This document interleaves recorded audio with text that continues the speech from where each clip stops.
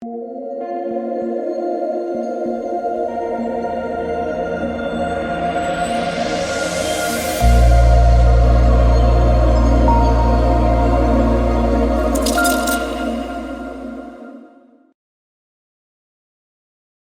is time, my friends.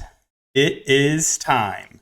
The XFL is back, and I am super excited. I cannot wait. I loved this league. Was in 2020.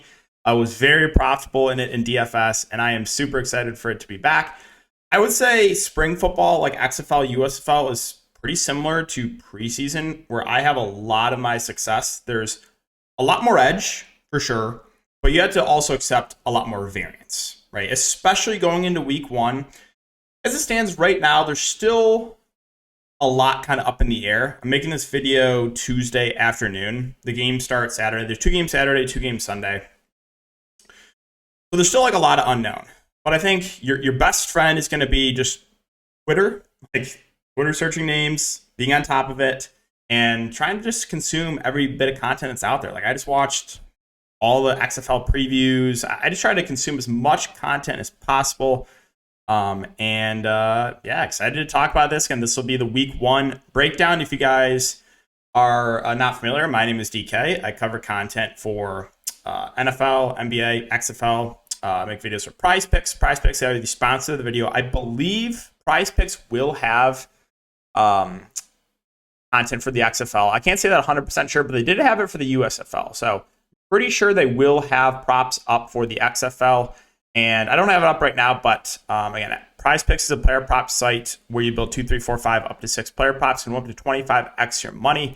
If you guys want to give it a try, you can use the code DKDFS for 100% match up to $100. All of it, again, linked in the description below. But yeah, with that all out of the way, let's get into the video. I was taking a look to see if they had any odds up yet for these games, but nothing outside of just the odds to win the XFL championship. So we'll keep an eye on that. We'll keep an eye if the Vegas totals are posted for these games. But let's just kind of talk through some strategy here for the XFL. So again, a lot of unknown, right? But it's more so with spring football, not always about talent, more so about opportunity, right? So if you have like one team that has only 2 running backs in the roster and one team that has 5 running backs in the roster, but maybe one of those 5 is like talented, I'm going to lean towards the team that is more shorthanded at running back, right? And there are a couple teams right now currently that only have 2 running backs on the roster. Or same thing with wide receiver, right? You have one team that has like 9 wide receivers and one team that has 3 or 4. Well, better shot of, going to the team with less wide receivers, right? More opportunity. And I said unknown, like you're going to have some teams that are going to run very dense target. Like you're going to have some teams that just play like, let's say 2, 3 wide receivers the entire game. And some teams that are going to run a rotation. And that is something that we are not going to know going into week 1, right? We'll have a better idea of that after reviewing snap counts and all that good stuff. And yeah, so that's the tricky part about week 1. I think, again, your best friend is going to be Twitter. Any beat writers out there just trying to get an edge to the field. So what else did I want to mention before we get into the kind of player-by-player breakdown? I will be covering content for the XFL. So I'm going to have premium content, player pool, depth charts. I will post snap counts if they have them available. I'll post them. I post that for the USFL. So I'm going to be posting a ton of content for the XFL updates, any updates I find. So that'll all be posted on patreon.com if you guys are interested. Yeah, so let's just get into the video. We'll start off with, let's just go team by team, talk about coaching. There's a few teams where we have a good idea of what can we expect from the coaches, play style. A lot of the teams, though, it's unknown. We'll talk about, a couple players in each, position, a couple running backs, a couple wide receivers, if there's a tight end that I find interesting. Try to mention anyone that I think is viable, but I'll, again, more in-depth content on patreon.com. So this is just kind of your general breakdown for week 1. And I will be doing live streams as well on patreon.com before lock, going over everything, answer any questions. So excited, guys. As you can tell, I got my XFL hat on. Let's do it. So we'll start off with Las Vegas Vipers. So, and also to mention, you can find all of these depth charts they haven't posted on xfl.com/teams. You can go through and see the depth charts for each of these teams. But yeah, so starting off with Las Vegas. So my assumption, it's either going to be Brett Hundley or Luis Perez that start at the quarterback position. Luis Perez has been a spring football league quarterback for a while now. He's played a bit in the USFL and the XFL. And then Brett Hundley did play a bit in the NFL. He's a former UCLA quarterback. He was pretty mobile in college. He's getting up there a little bit in age. I still think he's going to be somewhat mobile. And if I had to lean between the two, I would say that they start Hundley. But again, we'll have a better idea of that going into the weekend. So, do as mentioned, Brett Hundley, he's 9.4K, assuming he does start. It's kind of like an average price for the quarterbacks. You know, a lot of the top quarterbacks are in the high 8K, low 9K, 10K range. So just kind of like in the middle, I guess. And if he does pick the start, obviously I do have some interest in him. Coaching, kind of unknown what to expect here. What kind of play style would be run heavy or going to be pass heavy. So don't have a great idea there. But yeah, I think it's going to be Hundley that gets the start. But again, I do think Luis Perez is a guy that they could use as well. So we'll keep an eye on that. Again, we'll have a better idea as the games get closer. So let's go to wide receiver, and this is definitely a name you're going to recognize. Martavis Bryant, former Pittsburgh Steelers wide receiver. You would think he's going to be one of the better wide receivers in this league. Big body wide receiver, big play guy that's been out of the NFL for a couple of years, but he did have a couple good seasons in the NFL. So you can expect Martavis Bryant to probably be their main top wide receiver and a guy that I'm totally fine paying this price point for. So U.S. Minister Martavis Bryant. Jeff Badette is a guy that bounced around some spring football leagues. Never really put up massive numbers, but should be operating as one of the top wide receivers. And then you have Geronimo Allison, another name you probably will recognize, former Green Bay Packer wide receiver. He can operate out wide. He can operate in the slot. So those are probably the wide receivers that I would have some interest in. Moving on to the running back position. So with running backs in the XFL, I'm always going to lean towards the guy that is the better pass catcher, right? Because a lot of these teams have 3-4 running backs on the roster. If they're going to mix in these running backs, with Draftkings being full point PPR, I am always just going to lean towards the running back that is the better pass catcher. So Las Vegas currently has 3 running backs on the roster. I think my favorite probably would be DeAndre Torrey. He also is the cheapest of the 3 running backs at only 5.2K. And he was a really good pass catcher in college, had 57 catches at the running back position. So of these 3 running backs, I think Torrey would probably be my favorite.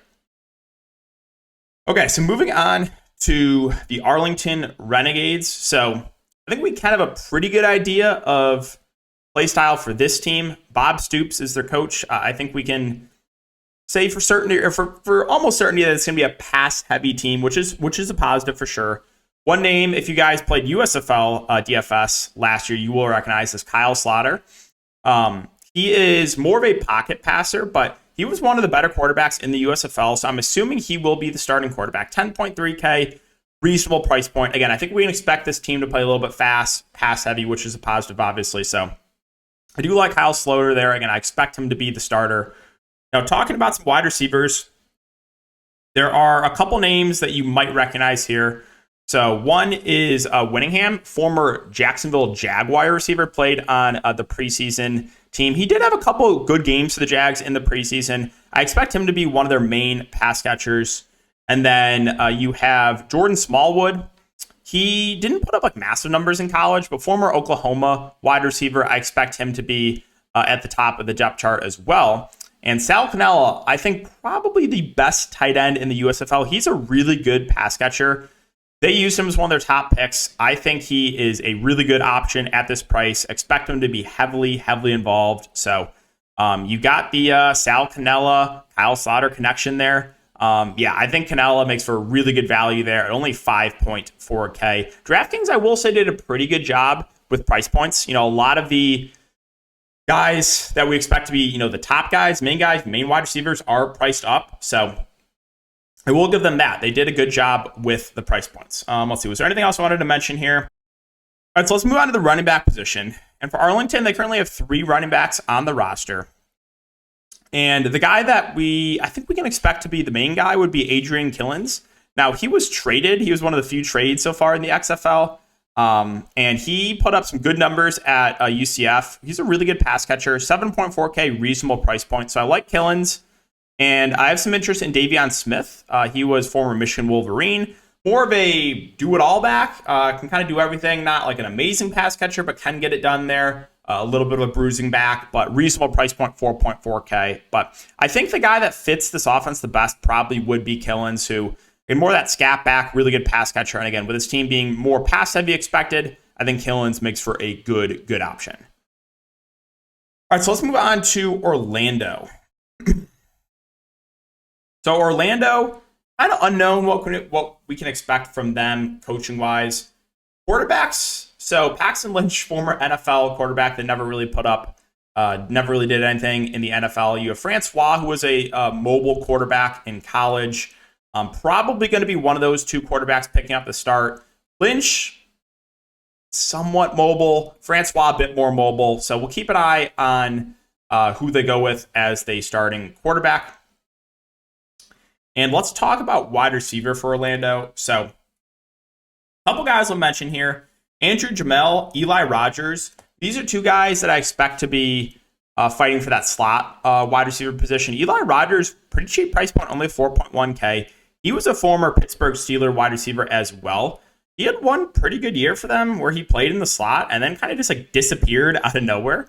But yeah, I think those two wide receivers would probably be the guys I'd be looking to with Jamel and with Eli Rogers. Again, a lot of this can change as I'm making this video right now, Tuesday afternoon. So as I said, there's still a lot of unknown. We'll have a better idea after week one of what we can expect from a lot of these wide receivers. Again, looking at snap counts is going to be very important. But I think that the price point there on Rodgers looks pretty appealing at only 4.1K. So for Orlando, currently, they only have two running backs on the roster here. I have pulled up Orlando Guardians. So we have Devin Darrington and Jermaine Martin as the only two running backs on this roster. So definitely have interest in both. Darrington, the much cheaper option, only 3.5K. So if this holds and they do go with only two running backs going into week one, I like both quite a bit. Again, it's all about opportunities. And if you made me pick between the two, I'm going to go to the cheaper one in Darrington, who's only 3.5K. All right, was there anything else I wanted to mention for Orlando? I think that's it. So let's move on to Houston. Houston's another team, at least as it stands right now, that a lot of people are excited about. A lot of XFL reporters like, oh, this team's going to play relatively fast. They have Wade Phillips as their coach. Again, expected to be pass heavy. Starting quarterback for week one, don't know yet. I think it's probably going to be either Silvers or McDonald. We'll keep an eye on it. Silvers, more of a pocket passer. I think McDonald might have a little bit of a higher ceiling with rushing upside, but we'll definitely monitor the situation there for Houston. But again, expected to be a bit more pass heavy.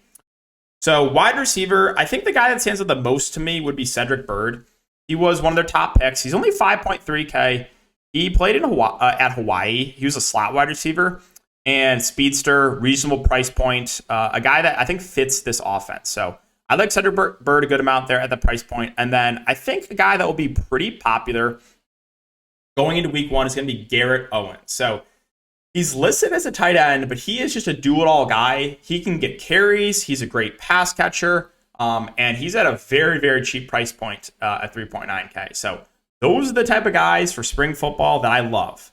The guys that can line up a lot of different positions, can get some carries, can catch, some passes as well. And he's listed as a tight end too. And it's cheap. So I think Garrett Owens right now stands out as a really good value play. Let's move on to running back. So running back, the guy that I probably would go to if I had to pick would be Max Borgi. He's a Washington State running back, and he's a guy that put up some pretty good numbers in college, especially pass catching. As I said, it's always pass catching. Being a good pass catcher is going to be that tiebreaker for me when picking between running backs. Reasonable price point. They do have a fair amount of running backs on the roster, but I think Max Borgi would be the guy I would go to if I had to pick one of the running backs there. Okay, so moving on to St. Louis Battlehawks.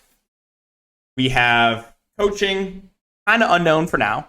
Quarterback, I'm pretty sure they're going to go with A.J. McCarron.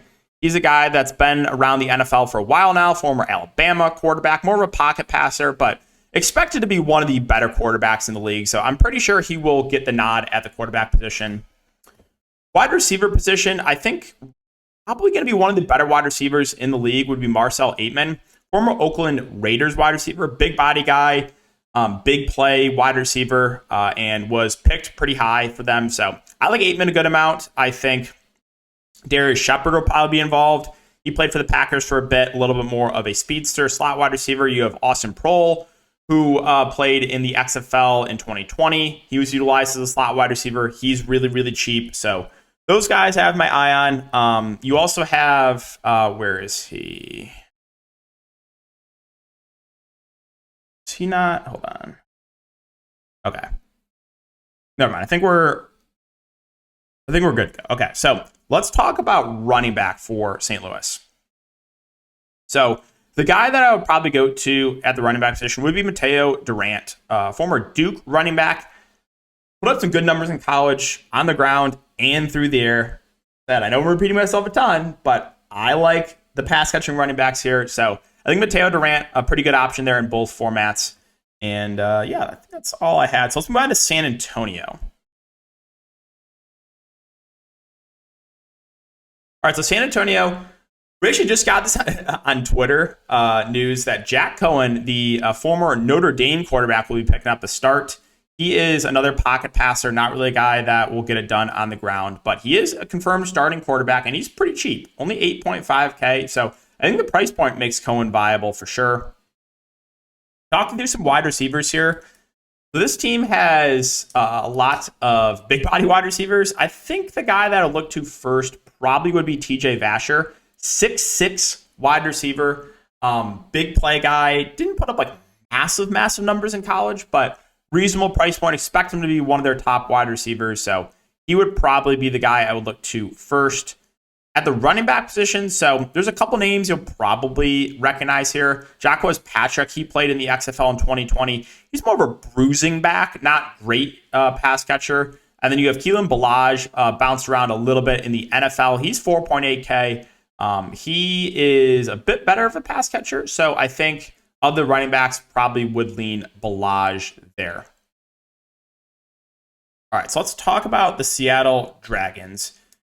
And their offensive coordinator, June Jones. So we can expect probably a bit more up-tempo, pass-heavy type of offense. Quarterback, Ben DiNucci, former Dallas Cowboy. He had a couple starts in the NFL. It didn't go great for him. But he should be probably one of the better quarterbacks, I guess, in the XFL. Reasonable price point, 9.8K. And again, with the way that the team is expected to run their offense, that is definitely a positive for DiNucci.